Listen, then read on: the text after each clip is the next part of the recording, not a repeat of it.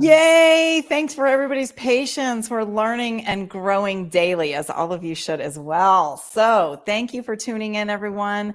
I am Renee. My last name is pronounced Kishi. We were actually laughing at some names earlier. I am Renee in LA, your SoCal gal. I've been a residential real estate agent now for 18 years. And as I jokingly say, we like to age backwards here in LA.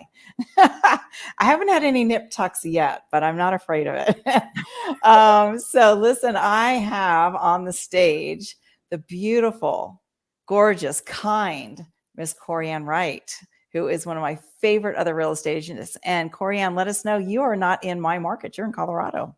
I rock and roll Colorado all day. For the most part, I'm an investment-friendly focus, so help the traditional buyers and sellers up here in the mountains if you're going after a homestead. Oh my gosh. And you guys absolutely join us on Instagram because, man, Corianne's photos that she posts are just lovely. You know, I live in the middle of Hollywood.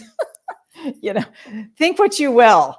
There might be a tangerine tree and a burnout car. Lest we not forget our fabulous guest in here and today, Mandisa Barnett, who is with Pad Split. And Pad Split, I will let her tell you what it is, but it's not new, but it's kind of like the new kid on the block for a lot of investors as a way to, frankly, make more money out of your investment if you're open to what Pad Split is. And of course, we'll talk about that. And just so you guys don't forget, you know, Corianne and I are here as Ask the Agent Anything because we want to bring you guys value. What we've noticed is that the agents and the investors are not always talking to each other. They're kind of like, you know, not sure if who wants to be friends on the playground yet. And so there's a lot of misconception, and we're out to correct that. But you got to educate yourself on what the investors are doing. And part of that starts here with this conversation. So, Mandisa, introduce yourself. Let us know who you are and take it away. Oh, thank you guys so much for having me, first and foremost. I am Mandisa Barnett. I work for a company called Pad Split, and I truly think that it's amazing on both sides. You do well for yourself as an investor, and you do good for your community. It's basically a rooming house, but I'm sure we'll get more into that later. But that's who I am. I'm out of Las Vegas right now. It's getting crazy hot, so I'm very jealous of you, Corianne, in your nice weather. Still in long sleeves. It's freezing here. So yesterday I was out in a tank top because we hit 55. I saw that. That's our low. I always joke with Corianne and say, you know, California's taxes are so high. So I jokingly say I pay weather tax to live here because it's like mama bear weather all the time. Although it's very overcast today. Poor me, you know, play that violin, that weather violin, right? Yeah. Oh my gosh. So how, Mandisa, just tell everybody a little bit about who you are and how did you end up here? Do you have a real estate background? Do you have your license? Share a little bit about kind of your journey of how you got here, and then we can talk more about the product. Of course. So I have always been in sales, and one of the things that salespeople do is they burn out. So what I did was I was like, hey, I have this bachelor's degree in marketing. Let me go put it to use. And I found a company. It was focused with real estate. It's called LinkU. And so it helped real estate agents basically keep their sphere of influence, their people, top of mind for their people, I should say. I had the pleasure of meeting this phenomenal broker down in Georgia, and he goes, I think you would be really great as an account executive. And I'm like, I have no idea what that is. He said for a wholesale mortgage thing. I'm like, you can wholesale mortgages. And so he's just telling me, and he's like, look, go apply at these 5 companies. I promise you'll get hired. You'll love it. So I fell in love with loans at that point. I worked for SunWest Mortgage. I was there during COVID, during like the whole refi boom. It was just invigorating. I met some amazing people who I still talk to today. And so I just fell in love with real estate, and I realized how attainable it was, and how if you just plan correctly, people who are my age, people who look like me, they can attain a house. They just need to have the right steps and the right people in their path. And so that was like just everything to me. COVID came and went. My grandfather, unfortunately, he died. So I'm like, you know, I'm going to leave California. I'm going to do something different than anything I'd ever done. I moved all the way to Vegas, which is only 4 hours away, but still, it was the first big girl thing I did. Once I did that, I realized you need a license for everything in Vegas, which I did not have. And it being COVID, it was taking a long time. I found the company Pad Split, and I was like, oh my gosh, this seems to me like everything that I want to do. It's helping people attain housing. And I thought it was like buying your own house. It was not. It was totally different. But when I learned about the company, the values, the everything, it was the first company I left LinkedIn to go to their site to actually apply to. And I told my sister, I want this job. I want this job so badly. And I got it, and I'm here, and I fell in love, and it's just been some of the best 2 years of my entire life. Working here, working with these people, getting to meet people like you, Renee, like you, Corianne. That's been my journey. And it's only up from here. Best year yet, part 2. That's what me and my partners like to say. That's amazing. I mean, what I heard you just share, and thank you for such an authentic share. It's interesting because, well, 1 second about myself. Like when I was growing up, if you said the word entrepreneur, you were almost a loser. Like, what is that? Right. And like, you can't get to college, because I'm a Gen Xer, right? So the next step from my parents' messaging was go to college. And to a degree, that was the next step. There wasn't a lot of this. There was no internet. There was, not a lot of marketing in this way. And so people just went off and got the job that maybe paid the bills. It didn't necessarily satisfy the passion. And so listening to someone who effectively has a W-2, I mean, whatever you're, incentivized at, but essentially you're working for somebody. And in today's conversation, it's all about the entrepreneur. It's like the opposite. Nobody really wants to work with or for anybody. And so just to hear you say the best 2 years of your life, I just want to acknowledge that. I just want to congratulate you that you found something that makes your heart sing. You most likely, have a paycheck like every 2 weeks kind of thing, which, listen, entrepreneurship is open to everybody, and it's not for everyone, because a lot of people would rather have a job where they can go and kind of get the, paycheck, but their soul is still starving. It's not in it. So just kudos to you. And that you were able to parlay it. Go ahead. Yeah, Corianne. And that resonates, because this is Mandisa and my first time meeting, but your name has circulated around my head and sphere multiple times, because Renee and I met each other at Astro. And Astro, for anybody that's watching and wants to be a part of that community, it's a really incredible wholesaling community where you can learn about the investment side. And we really plugged in, and that's how we met each other. So you were already connected to Jamil Damji, the one that was overseeing that. And he brought you into our community and was like, you got to know this Mandisa person. She's teaching me a way to approach my properties differently in this pad split method. And so it's an honor for me to meet you, because that enthusiasm that you have for the last 2 years in this company and in this method of investing has resonated beyond you even showing up in a room.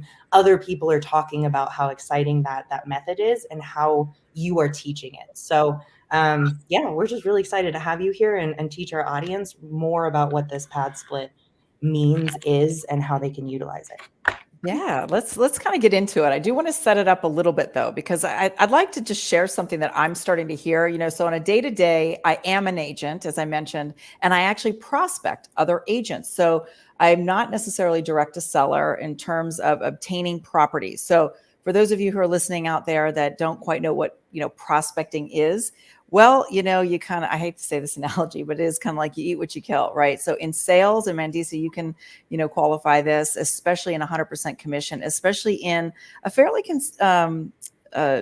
industry that is competitive, like, real estate, that you got to really be creative. And so I started prospecting the agents because I figured, well, you know what, we have something to talk about. Like, I've got their back, they have mine. And I'm noticing that somewhere in maybe the last 5 years, if you say the word investor, it's synonymous with a fix and flip. Yep. That is, so again, I may be saying something obvious here, but I just want to set this up for, the audience, that is one exit strategy. There is a plethora of opportunities for an investor.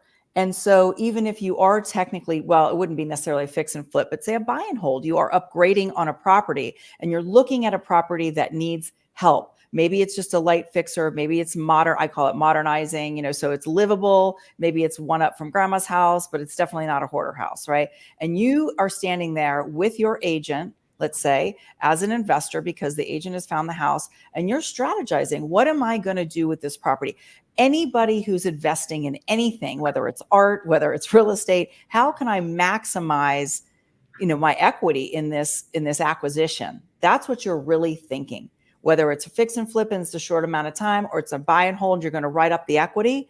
And this is why something like the pad split is so interesting, because let's go all the way back and paint that scenario. Okay, I've called the agent. Maybe the agent's called me and I have the investor buyer, right? So the agent's now pitching me this home. Me as the agent, who's an investor friendly agent, I'm thinking to myself, when I look at this property, who is this for?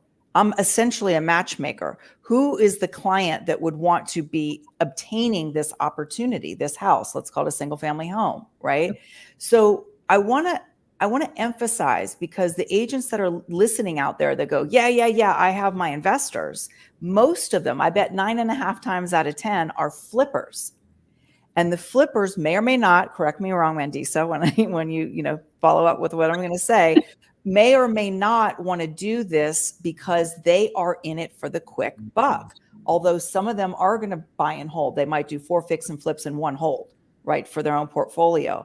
So what the heck are you doing with the house that essentially you're buying and holding? Or maybe going to fix and flip and think that you're going to sell it to another investor who does want a buy and hold investor, right? They don't have the time to do all the dirty work, take it back to the studs. So I would love to hear that about more. Let's talk about the product. And then I'd love to hear if you know what your clients are actually doing with this product, because that's really going to educate our listener, who more than likely is the agent. Okay. The rainbow, to sum that up, is, what is pad split? Yeah. So we got to start all the way in the back. I know I asked a very advanced question, but I want to include that in there, because what I don't want this, or Corey and I don't want this to be, is just some kind of educational moment that doesn't have an actionable next step. And that actionable next step may be, hey, if I'm the investor listening and I'm the wholesaler and the investor listening, maybe I wasn't privy to what this potential exit strategy is for my buy and holds. And if you're the agent listening, this is yet another opportunity to have a unique selling proposition to say, hey, investor client, or maybe even if it's a regular client who just wants one house as a cash flow and they can't cash flow it. You and I both know, you're from California. California is not really a cash flow state unless maybe you buy a fix and flip. So if you want to be here, you want to be in the sunshine, this might be a nice alternative. You don't want to buy out of state. That's not your wheelhouse. So please speak to all of that, in some of these states that maybe are blue states or whatever, those kind of things as well. Anyway, go for it. Of course. I'm so glad that you guys asked these questions, because Pad Split is, to me, it's a phenomenal company. Our founder, Atticus LeBlanc, he started doing this about 18 years ago, even though we're 5 years old. He found a house that was right next door to him that was already a pad split, basically. So a pad split is a house that is just renting out the rooms. So Pad Split, the company, was like, hey, this is a great concept.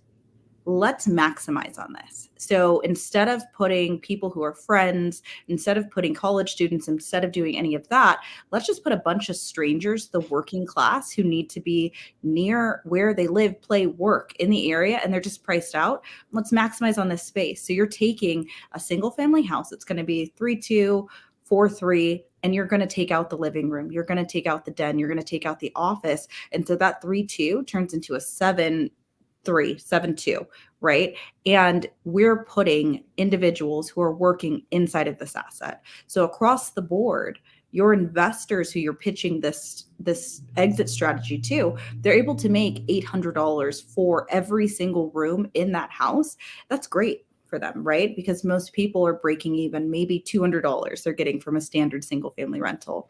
But on the other side of it, the investor is able to do well for the community. How many investors are actually housing 8 individuals who are contributing to society? Like, the people, we are truly workforce housing. And that's what just makes me so happy about this. It makes me go, I like this. And I really, really like this, because the butcher across the street from my house, I live across the street from Albertsons, he's like, hey, you're wearing a Pad Split shirt. I live at a Pad Split. And I'm like, I love that. He's like, I can't afford, there's a weekly hotel like a little bit down the street from the Albertsons. He can't afford that now.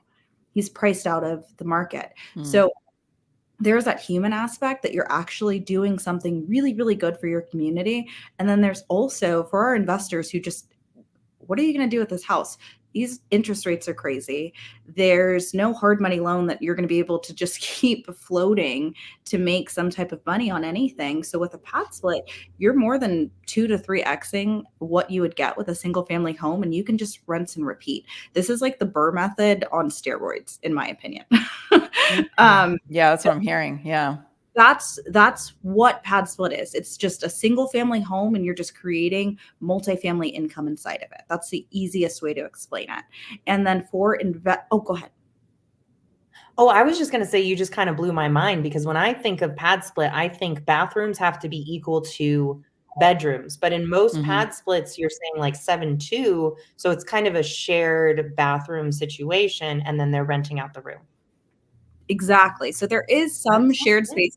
You guys are coming from astro flipping, and let me tell you, Mr. DMG himself and his sister Rahima are phenomenal people, and they created just a beautiful, beautiful, beautiful home in Phoenix. It has more bathrooms than I have in my house, and it's phenomenal. But that is not the norm, right? My norm, and what I tell all of my investors is, a bathroom is an expensive thing to put into your house. So if that blows your budget, I want you to do a three bedrooms to 1 bathroom ratio. And that's fine. Perfectly fine. And people don't mind sharing that amount of amenities. And they're also sharing the kitchen. So it's good. Okay. 3-to-1 ratio actually answers Nick's question in the comments. He was like, what about a 4-to-1? So 3-to-1 is nice. 4-to-1 is our standard, but I like to make sure, like, okay, so I think pad split is phenomenal. We're in a good market or a bad market. There's always going to be a need for affordable housing. We can all agree on that, right? So when you're working with me, I want to make sure that you 100% are going to outlive your competitors who come into this. So in Atlanta, we have over 5,000 units, and there's literal pad split neighborhoods at this point. So what is going to make someone stay at my house versus your house? So we have the standards that you have to use in order to put your house on the platform. 80 square feet, right? 80 square feet. You need 2 modes of egress, so a door and a window to the outside, and then the 4-to-1 bathroom ratio. But if I have a 4-to-1 bathroom ratio, smaller rooms, what is going to make you stay at my house at the same price point that Renee's house is, with 10 by 12 rooms and 3-to-1 bathrooms and multiple refrigerators? So I just like people to think of the long term when they're going into this. Like, you asked a really great question, Renee. What can people build basically a business out of this? Like, people who are flippers, who have that flipper mentality, this is perfect for them, because you're going to get the asset. You're going to look at assets you'd never look at any other time. Like, you guys are real estate agents or realtors. And so you're advising your clients like, hey, this is a great neighborhood because of this. Not obviously, you can't say that. I apologize. I hear you. Yeah. Like, hey, this is, check out the school district, check out this, check out that. For a pad split, you can take a step back and you can go, hey, this is a different type of neighborhood. A family's not going to go here, so schools don't matter. It being a corner house is a plus for me. It's on a busy street next to public transportation. All of these things are pluses, whereas another investor would be like, oh no, I don't, this is not going to work because who am I going to sell this to? But when you're creating a pad split out of it, you can literally do everything a flipper would do. You can create the house with the additional bedrooms, furnish it. And then now, not only are you creating housing for multiple individuals, you have a fully complete asset that's a business that you can now sell to someone else. So your flipping is just plus, and it's amazing. Oh, I didn't even really think about that one. I was thinking buy and hold investor is going to use it as a pad split, make money off of it, not as if you set it up as a pad split, then you can resell it as a functioning business with tenants in it. Interesting. Can you speak more to what kinds of neighborhoods or activity or things nearby send off the green flag that say this is a pad split? Of course. So I always, first and foremost, please stay out of HOAs. Pad split is a phenomenal model, but HOA people they're an interesting class of people, and they like what they like, right? They can change rules at a whim. So let's protect ourselves and protect the investment we're putting into this. So HOAs, let's stay out of those. Being near public transportation is always a plus. Half of my members are the people who are going to occupy your house. Half of them have cars, the other half rely on public transportation. So public transportation is a plus. If it's a neighborhood where Uber or Lyft is something that everybody just uses, then that's fine, right? So don't discount it, just call me. I also want an economic driver. So an economic driver is not just a large something. If there's a warehouse nearby, anywhere near an airport is always amazing for this type of thing. If you want to think about it and you're like, hey, I have this house and I want to know if the zip code is good, go to Indeed, put in that zip code and put in jobs nearby. And if people are being paid minimum wage to about $20 an hour, you're probably in a pad split neighborhood. We can find 8 people that are going to fill your home and stay there for the long haul because they don't have another option. So that's the type of neighborhood and type of thing that I really want you to look for. And I mean, obviously for your first pad split, hook up with me, hook up with somebody. If you are more comfortable working with somebody who's in your market, we have, I think, 18 people that are just like me now who are just phenomenal. And they all truly believe in, like Joel, he's my manager. And he is just a phenomenal human, and he has built a great team of people who truly believe in this. And so we have someone in every single one of our core markets who can help guide you in making this decision. So I think one of the best things about pad split and one of the best things about me is I will walk your property if you're in one of my core markets. I will, my GMs will help you find a contractor. Your success is our success. And so we're just totally different than other companies who are like, hey, put it on, see what it does. No. I want you to win desperately when it comes to this. And when do most people reach out to you? Can they reach out to you as they're about to purchase a property, or is it after they've purchased it and they're the owner? Either way, my dream scenario is you hear about this and you reach out and you're like, hey, I like this. Can you give me just a little more detailed information? I'm interested in this specific market. What should I look for? I can't give you zip codes. I can't say 1, 2, 3, 4, 5, 6, 7, 8, 9, 10 is the best zip code to go into because we don't have that. I just know where you shouldn't go. So I want you to interact with me prior to you purchasing. I want to know the houses that you're looking at. I want to know the price point that you're looking at because I have worked with so many investors now and the company has been around for 5 years. We know the mistakes you should not make. So I don't want you to make a very, very costly mistake. So just call me, call Pad Split before you're purchasing, run the houses by us and see if it's going to work. I can't give you a silver, just magic thing, but I can guide you and I can hope that we're doing the best thing possible. And the fact that you're willing to do that before I even own the property is huge. That's amazing that you're willing to look at it and kind of help me decide whether or not that's the right exit strategy if I do pick up the property. That's so freaking cool. Wow. Guys, stick around because we will be sharing all of Mandisa's contact information, every bit that she's allowing us and willing to share so that she can work with you and you can get a hold of her and all that fun stuff. But we're not going to share till the end because we're picking her brain for the next rest of the hour. All right. Renee, I have a tendency, and I could possibly do this for the rest of the hour, come with all these little detail questions because this is new. But that's why Renee and I are always together because she pulls back and she's like, let's go back to the big picture here as I'm going, but what about all of these little I know, that's brilliant. That's why we're partners. Stop me before I go crazy, Renee. Well, something that came to mind, and I'm always a proponent that people are listening freely, so that they don't have a question, not a question like, oh, I have an inspiring question, but what is she talking about? What is she saying? Because one of the things that you're talking about is, my clients and the product. So just before we go on to the minutia of the questions, let's get that elephant out of the way. So it's not a membership, but I'm going to kind of call it that because people might be like, wait, what?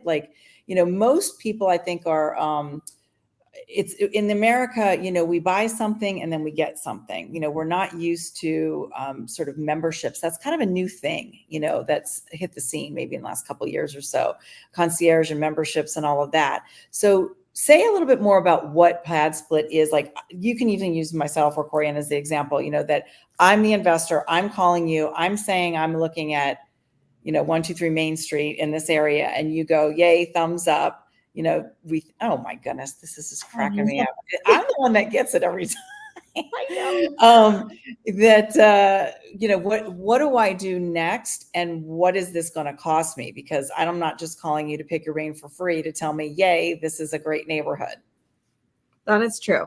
Okay, so I do want to just go back just a small bit, because Pad Split the company, so I'll use you, Renee, as an example. If you came to me, you would come to me from the host perspective, and then the tenants or the people we're putting in your property, they are called the members. So when I do use those words, that's why, that is why, when you call me, it's a free call, right? The information is free. When you put your house on the platform, Pad Split makes money when you make money. So, and please let me know if I'm saying this and it's not understood well. I'm happy to elaborate. This is a new thing for me. It just started on May 1st. So with that preface, I will attempt. So the first 10 days of the member's initial stay goes to Pad Split, and then it's 8% of any revenue collected after that. So there's no cost for listing a room. There's no cost. There's no upfront cost outside of the first 10 days. We have changed our fee model from the original 15%. And so in the long run, this is much better for you, the investor. Yeah. So let's just stop for a second. So you were saying somewhere in what you just said, maybe an average. Let's just go averages. I don't want to get down a rabbit hole. Okay. But averages is somebody paying about $800 a month for a room rental. Okay. Mm-hmm. That may or may not have a bathroom. It's probably a little bit more if it has an ensuite bathroom, but we're just going to go $800.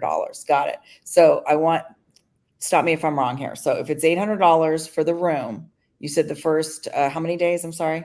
10 days. 10 days. Okay. Got it. Yeah. 10. So 800, excuse me, divided by 30, because that's the average number of days in a month. Even when you take the real estate license exam, it's always 30 days, right? So 800 divided by 30 is 2666 per day times 10, right? So I'm digging into my pocket for 200, and we'll round it up on the cents, $267 per month goes to Pad Split.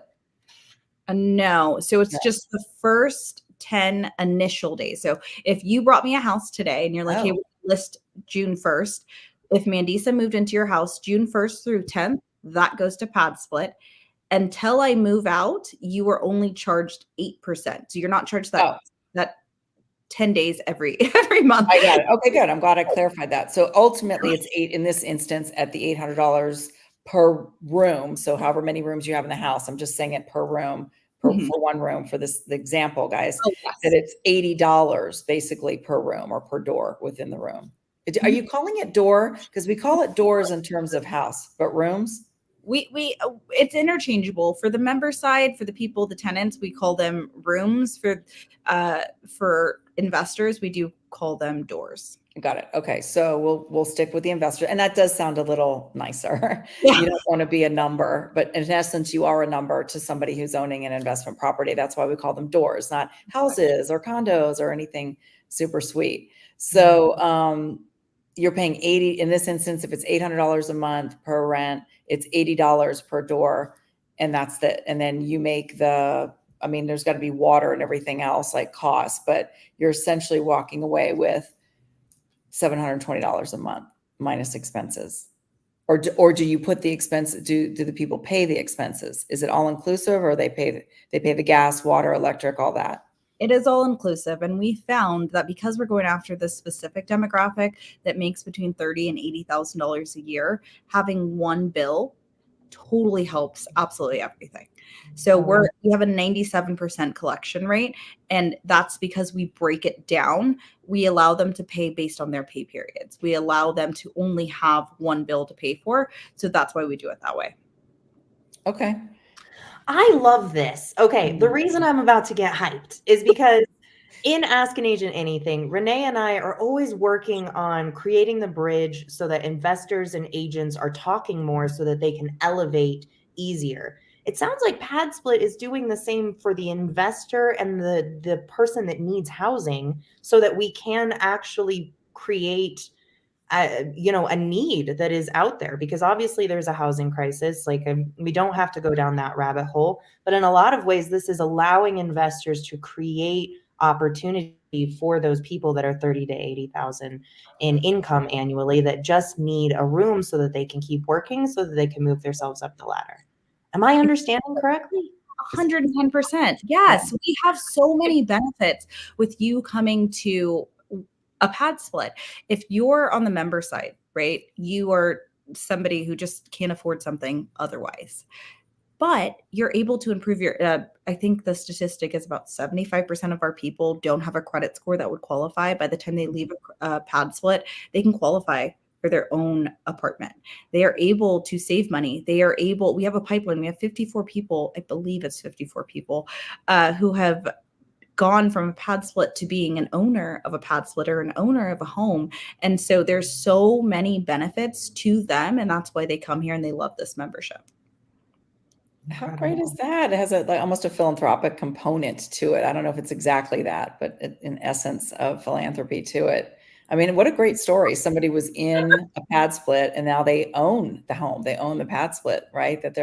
So that's got to feel good. You don't, for those of us who are investors, that sometimes investing can feel icky. Sometimes it's a lot of type A personalities. It doesn't necessarily always have the human touch to it. Maybe this is the female side of me talking, but I care, right? Like, it's not just doors and it's not just bottom line, you are running a business with these things, and this is giving you an opportunity to where you have the support in the background. So you're not like buying into a franchise and you got to deal with all that, but you have the support in the background, and that's what the percentage is, or the 10%, right? So that pays for all you guys to be around on a monthly basis. Yeah. But more than that. So Atticus, the founder, he actually changed the fee structure. And at first it was just like, I've always been preaching to everybody, we don't do any upfront anything, right? And the change, I was on maternity leave when it kind of came about, and I was just, I don't know about this. And then I sat down and I asked Atticus, the founder, and I was like, hey, I have an investor who just has some questions.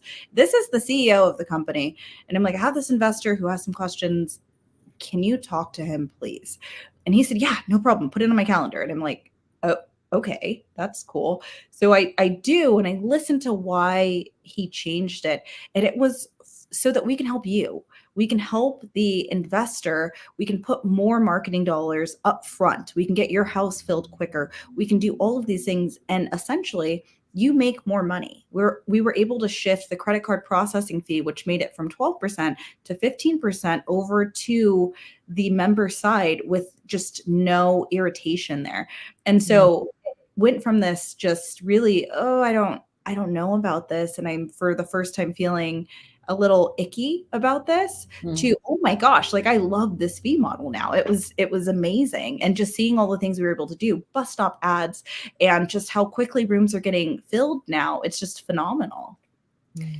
And, I was listening to it. I don't want to go detract too much, but I want to bring this into the investor side of things, is that, one of the reasons to own real estate is to offset taxes. And so this is a way that basically providing housing, and not just the ones and twosies, right? You're not just buying a house kind of a like for like. Okay, I'll put a small family into this house. They're going to pay this rent, and inevitably they're going to be there between 2 and 5 years. I mean, people just like moving. If you're anything like me, and I don't even hardly own anything, and I don't like moving, right? So imagine a big house and kids, and it's a production and it's costly. So in this instance, you're not having people move. And I mean, whatever, when they're getting ready to move up, but you always have somebody in the room, most likely in your house, right? And then you're providing housing, which from a tax standpoint, the government can't really come after you. They're not hip on a lot of what the investors are doing with all this creative stuff that they end up doing. They don't like it a lot. Now, I'm not a tax accountant or a tax strategist, but I know that there's a lot of red flags and people sitting on the benches waiting to pounce on investors. Like, what are you not paying? But if you have this kind of like wholesome, hey, there's a housing crisis in this country, and I'm the one going in these neighborhoods, doing this and helping people, I doubt that you're going to be on the hot list to get audited with all your investments. So that's kind of in a roundabout way. We should probably have an accountant on here to talk about that. But have you seen that? Have you seen anything of that ilk, what I just described? And has this been a better exit? Yeah. Like, just think of higher net worth individuals. I'll talk about my sister and my blood sister, and then my brother-in-law, her husband. Their accountant at the end of the year, because he works for Amazon, he's like a VP of something, and then she works for Stripe, the credit card processing, and she manages the managers. They make a ton of money, probably $350,000 a year combined, right? And their tax guy was like, you guys need to buy like 3 houses in order to be in a halfway good place at the end of this. And so that's what they did. They bought 3 investment properties. And so with that knowledge, I was like, hey, there's a lane here. There's an avenue for me to partner with real estate agents and CPAs to find other people in the same situation, because there's a huge tax burden on people who are making higher income. And so, yes, this is absolutely one of the best ways to do it. And being in communities like Sub2 and Astro Flipping, you learn so much. Like, you don't need to keep all of your money in these deals. You can take it out. And it's just a phenomenal way to build generational wealth and to leave some sort of legacy and do some good while you're here. And so all of that just feels phenomenal to me. And so I think, yes, you hit the nail right on the head, because that's all, like, I saw that initially and everybody's like, no, it's going to take too long. And I'm like, no, we need to work with real estate agents because they know who the people are that have bought a house and they're refining, and now they have funds to do something like this. And those people are typically in a space where they need to do something like this for tax benefits. Yeah. You hit it right on the head. Well, thank you. And I'm reiterating again that, guys, who, you are the agents out there, whether you're just starting or a seasoned agent. I've been doing this for 18 years. I've seen the market shifting. The American dream, so to speak, isn't really the American dream anymore, because some people just can't stinking afford it. And then there's not even that many options, right? I mean, I've had my license now for 18 years. I've always been in the conversation with real estate, and just in Los Angeles alone, I mean, there's never not been multiple offers. If there isn't multiple offers, we all know that it's either overpriced or there's something conditionally odd about it. It's right next to the freeway. There's 75 steps to the front door. It's up a 90-degree angle. I mean, it's stuff that people don't really want, that eventually it'll sell, but that's the reason why there's not multiple offers on it. But for everything else, welcome to our generation. Okay. It's not my mom's generation where you could buy a house on one salary. So anyway, what are we doing out here is, I think we've got to get creative, not only for our clients, but also, ourselves. Like, how are we packaging what we're talking about? Because I assert that it's not necessarily just the buyer buying something, meaning like maybe they need to buy something not just for tax purposes, but maybe they're going to live in their own pad split, and kind of suck it up and be the one that's not owning a duplex, but living in the room until they can, buy another house to go live in it by yourself with a family. This is not a bad idea if you're a single person, or maybe you're in your 20s and you're single and you can't afford the neighborhood you live in, but that's where, like LA is very expensive. People can't necessarily afford to live here, but maybe their families are here. They don't want to go move to another state that's more affordable because their life is here. So maybe this is a way to go about it. Anyway, anything to say about that kind of like thought mentality? I'm trying to sort of pick your brain too about how do I know enough after this call? And maybe it's going to be that I get to call you, but as an agent, because I don't want to ping your brain too much, but how can I take what this is and really bring it to the conversation? Because it's a new conversation. It's a brand new, it's going to blow people's minds. Like, wait, what? What are you telling me? Pad split is new, but the need is not. Like, if you watch an hour of TV right now, you're going to see an Airbnb commercial that's out there telling old families to turn their kids' like house and room into something that they can rent out. Like, people are trying to think creatively about housing, so much so that it's showing up on our commercials. Yeah. And in a lot of ways, I see this as being sort of the solve in a lot of ways. So yes, a moment to just respond to our enthusiasm and blathering. I know. And then we also have some great questions in the comments, so I'm going to pull them up after we give you a moment to respond. I am so sorry. My brain just went like this because I love your guys' energy. And then I briefly glanced at the chat and I realized that Natasha is here. And I love her so much. So if you could just repeat the question once more, I'm so sorry. I just love her so much. Me too, if you can't tell. Moment of love out there for Natasha. And honestly, her question aligns perfectly with where we're headed in regards to if I have an Airbnb, if I'm an agent, I'm talking to somebody who's considering what do I turn my home into? I'm considering Airbnb, but I've never heard of Pad Split. Tell us a little bit about differences, and then how would I go about turning something that maybe was an Airbnb now into a Pad Split? Pros and cons. Good question. Okay. So I have a ton of people. I'm in Vegas. So if you guys don't know, in Vegas, you need a license now for an Airbnb. And there's a bunch of just weird not weird. There's rules, right? Which is great for some investors, but it's not great for all. So if you wanted to turn your home into an Airbnb, we need to strongly take a look at if that's the best option for you. Typically, when you're buying an Airbnb property, you guys can attest to this, it's going to be in a desirable type of neighborhood because people are coming in for an experience.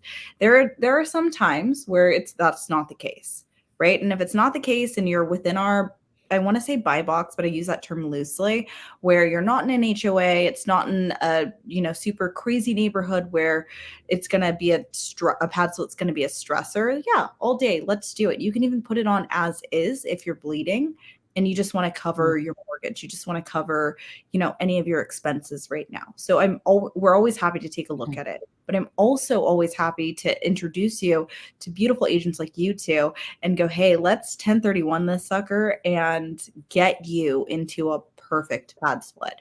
Because the last thing that I ever want to do when people, you can ask any of the Astro guys or any of the sub 2 guys, and they'll tell you, Mandisa says no a lot. And it's not me saying no. It's, I'm just like, I would take every house if I could because there's such a need, but I don't ever want to put somebody in a bad position. So I truly, truly, truly, truly, truly just want, if you're putting an asset on, we're not disturbing the HOA. We're not disturbing the neighborhood. We're not doing that. We can always find amazing agents like you guys who get this, who work with investors, who understand, this concept, and we can 1031 it and they can find you something quick. And we can do that. So those are my pros and cons, really. Like if your Airbnb is outside of an HOA, if your Airbnb is in a neighborhood that's maybe, I don't know, close to a Boost mobile store or the least desirable grocery store in your city or town, okay, maybe this will work. If there is motels around your Airbnb, cool. If the Bellagio is across the street from your Airbnb, I'm going to say no to that. Introduce you to an agent. We're going to find you a finance partner and we're going to go from that point. But it's not impossible. It's not impossible. I've done it several times. Matter of fact, my first house that I put on as a pad split, not my personal first house, but the first host that I worked with, he was an Airbnb guy. And he was just like, hey, this isn't working. I'm making like $1,000 a month. I have 3 rooms. And I'm like, cool. I can get you $800 a month for each of these rooms. He said, great. And then he added 2 more rooms because it was that phenomenal. And then he added 6 more houses within a year. So it works when it works. Wow. And that's the part that, as investors, guys, beggars can't be choosers. Sometimes you're going to need to do what you need to do. You started out in Airbnb and now you found out about pad split and maybe this is the right option and you're not going to, lose out from under it. Because one thing I've noticed is that, especially with Pace and Jamil, that this investor game has almost gotten younger and younger. There's a lot of younger by aged people. And listen, I was, 20 something too once, and you're full of, just excitement and you want to do everything all the time. And there's a fear of missing out. So what I heard by no being a complete sentence is you must have some clarity on what the actual exit strategy is that you're doing. And if for some reason that doesn't work, to be able to be humble enough to pivot so that you can still be in the game and you don't lose money at the game. That's why just considering yourself being a fix and flipper, I assert is from a lot of these television shows, because there's so many other exit strategies people don't talk about, and it's sexy, and you're doing right by the community because you've taken that house, a dirty old house, and you turned it into something new. But my goodness, I mean, fixing and flipping is such an inherent risk that actually it's one that I'm not a fan of. You really gotta, got to be able to put your head on the pillow at night. You've got to make sure that people are in alignment. And this isn't so much that. Hold on one second, Corianne, because I want to make sure that Mandisa answers this, because guys, I'm curious, Mandisa, too, of is there anybody that you've talked to from almost playing armchair psychologist? Is there anybody that you've talked to that said, okay, everything makes sense on paper, but are people really going to want to share bathrooms? Are people really going to want to live together in a room? It almost has a stigma, like a HUD housing, right? Like, HUD housing has this stigma, like it's, people are just crazy. And the reality is that you've got, basically your rent paid by the government. It's not what it used to be. So can you shed light on that too? But Corianne, I want you to ask your question, because I have a little bit of that in my background. I'm like, damn, I'm like 50 something and I want to go live in a room with 7 other people, but shed light on that, because it sounds like it's working. I have a video on my phone of Pace Morby kicking a door down for a house that he was thinking about. It was a duplex, that he was thinking about doing for pad split. And he turns to me after he kicks the door and he goes, Mandisa, do people actually live like this? And I said, see, yes, they do. One of the things that I learned about pad split is the resilience of people. So there is a lady here, North Las Vegas. Her name is Joanne. She is phenomenal. She's in one of my favorite investors' houses. And she's like, I had this amazing life where I'm from, and I just had to get away from there. I needed a change, but I also wanted the flexibility of being able to leave if I had to. She had a situation with a gentleman whose kids didn't like her. She's not an older woman. She's just a couple years older than me. She's like 50 something, right? And his older kids did not like her. And she's like, fine, I'll move to Vegas. I have this phenomenal job opportunity. I'm going to live there. And she did. And I talked to her still to this day. Like we still talk. She still lives in that same pad split room. She shares a bathroom with multiple other people. She welcomes everybody who comes in with open arms. Then there is the investor who brought us here, and he has several houses. He does not believe in private bathrooms. He does not believe in putting TVs inside of the rooms, which I'm like, that's certainly a choice, but okay, do what you do. And so he has a bunch of divorced guys, and I've talked to the divorced guys, and they're just like, hey, we're just rebuilding. We just need a space where we can save money and we can do this. I have a house full of Amazon workers, a house full of teachers. People actually do this because I think it's such a fortunate thing that we're able to say, like me personally, I have children, so I can't do a pad split because I have kids and they don't allow kids. But take my kids out of it for just 2 seconds. If it was just me having the same job that I have right now, would I live in a pad split? No, I would never have to make the choice to do this. But am I very just happy that the pad splits that are on the market right now, they're safe, clean, and affordable, and it's a safe and nice place to live for somebody? Yes. So it's like taking yourself out of it as like a real estate agent, as an investor, and somebody like interested in this, like we're never going to have to make this choice. We'd never like go to France and be at a hostel. We're going to the hotels or doing all that type of stuff. But for people who are priced out of this market and they're making barely over minimum wage, what other option do they have? Yeah.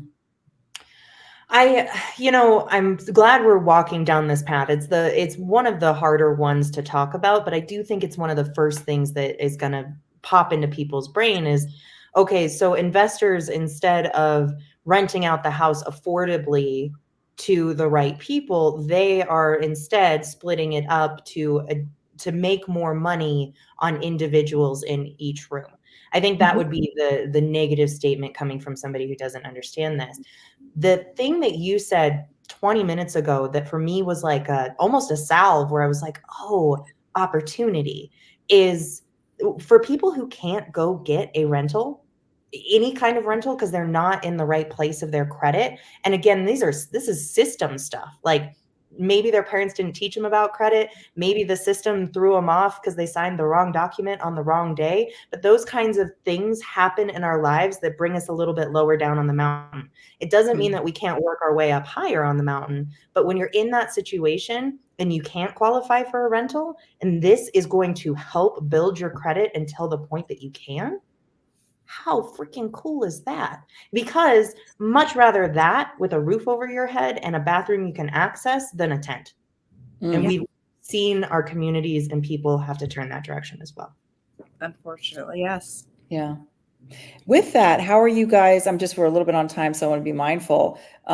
Quickly, how are you guys doing that with credits? And so you said safe, clean, affordable. That's another thing I'm sure that's on people's mind, especially as an investor. You just you don't want to, I hate to say it like this, but you don't want to deal with the riffraff. Most investors just want to kind of have their hand out, give me my check every month, and like a property manager, somebody else take care of it. Is that kind of what you guys are doing? How does it work if somebody has a mental issue, like all of those minutia things? How is that you guys handle that? That's a great question. So Pad Split, the company, we are the people who do anything that you can remotely. So we will find the people, screen the people, and collect the rent. We have a back-end dashboard that is the wall between you and the tenants or members, which we call them. Mm-hmm. So anything that they have to say, they report it to that dashboard. They don't call you directly unless you give them your phone number, obviously. We screen, we use LexisNexis, we do an employment check, we underwrite through something else. I don't know what it's called right now. I'm so sorry, but it goes into their bank account and sees what they're bringing in, what's going out, and it gives them a credit limit.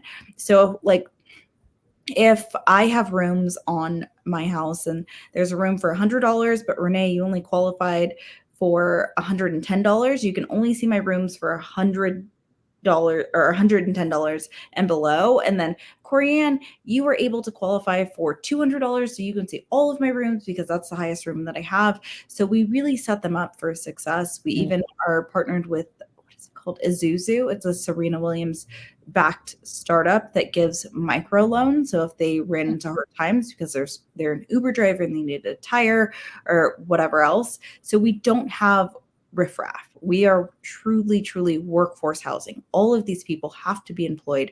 They have to be able to pay for the place that they're staying in. They have to be bringing in an income. However, I cannot background check for mental health, and I do not want to discredit, mental health and what it is, but we're just not set up to take on something like that. So when something like that happens, the best, I think this is the one thing that no one understands about a pad split. You brought it up a little bit earlier. Most investors, Renee, they buy a home, right? And then they just throw a family in there. Mm-hmm. If a family in there and then that family members, they lose their job or they destroy your place, you're in a really bad position as an investor for a little while, right? That's one of one. Yeah. With Pad Split, you have 7 different rooms. If I'm just a really bad person, guess what? You have 6 different rooms that you're still making money on. And in most places, it's a weekly type rental. So everything is just a lot easier to get them out of there if that's what it comes to. But we still do have a less than 3% eviction rate across all markets with over 1,100 rooms. So, we're in a really good place. So I just think that with the question that you asked about the riffraff, you have to prove that you're able to be here, but I still can't background check for a mental illness, unfortunately. It's still support that you don't get in a lot of other methods of exit, is that you're screening, that you're creating a wall between me and the tenants, that you're all of that is kind of unheard of in support when you're dealing with a tenancy situation. So dang cool. That's amazing. And guys, that's the 10%, right? So that's what you're paying for. Back to, sometimes 100%. People are looking at the bottom line and it's oh, that's just more money out the door. Well, newsflash, it takes money to make money, so something will give. If you don't want the phone call at 2 o'clock in the morning that my toilet has broken, you're either going to pay, a property manager, or you're going to, walk down the path of a pad split. And then behind the scenes, you guys are taking care of that, right? I mean, I'm calling it a property management, but just people know what that is. So you guys are getting those 2:00 in the morning, my toilet's broken calls, and it'll get handled, and the investor's not. That's part of the cost. Is that it's 8%, but we 8%? Sorry. Yeah. Okay. We don't do, I won't put boots on the ground for your property when it comes to the maintenance because it's still your property. So, but you can put your guys on there or girls because I've met so many phenomenal women plumbers in Vegas. It's insane to go on about them forever. But anyway, you can add people to your dashboard. So you don't truly have to handle it if you don't want to. You can build out a team that handles all of these things for you. Guys, we're going to have to continue. I know. We're going to have to continue this conversation because in a lot of ways, this is just like dipping our toes in and letting everybody know, hey, there's a new exit strategy on the block. It's been on the block for 5 years. It's getting more popular and it fills a need that we're seeing in the housing community. So, thank you for being here. Okay. Thank you for telling our audience what's going on. No doubt we are going to bring you back so that we can even look at a property and talk about it, all sorts of things that I can think that I want to ask and do. Mandisa, you're amazing. I'm going to give you the floor. We're going to get off the stage. What I want from you is tell our community what you need, how they get a hold of you, how they should do it, all that fun stuff. The floor is yours. You're amazing. Hi, everybody. If you guys have any pad split questions or anything like that, you can always call me 951-232-7787. You can also email me, my first name, Mandisa, at padsplit.com.